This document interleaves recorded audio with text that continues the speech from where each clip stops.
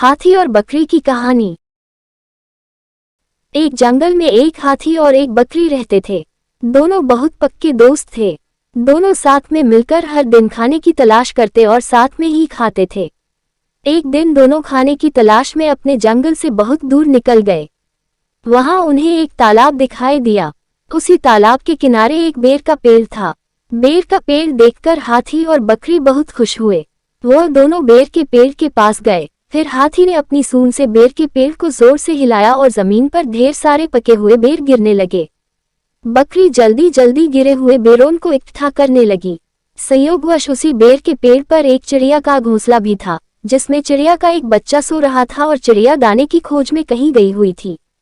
बेर का पेड़ जोर से हिलाने के कारण चिड़िया का बच्चा घोंसले से बाहर तालाब में गिर पड़ा और डूबने लगा। चिड़िया के बच्चे को डूबता हुआ देखकर उसे बचाने के लिए बकरी तालाब में कूद गई, लेकिन बकरी को तैरना नहीं आता था। इस वजह से वह भी तालाब में डूबने लगी। बकरी को डूबता हुआ देखकर हाथी भी तालाब में कूद गया और उसने चिड़िया के बच्चे और बकरी दोनों को डूबने से बचा लिया।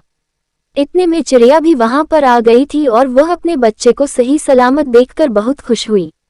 उसने हाथी और बकरी को इसी तालाब और बेर के पेड़ के पास रहने के लिए कहा।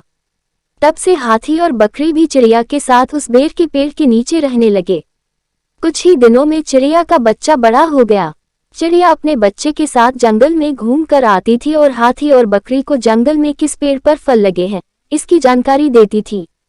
इस तरह हाथी, बकरी और चिड़िया मजे में रहते और खाते पीते थे। कहानी से सीख, हमें किसी का बुरा नहीं करना चाहिए।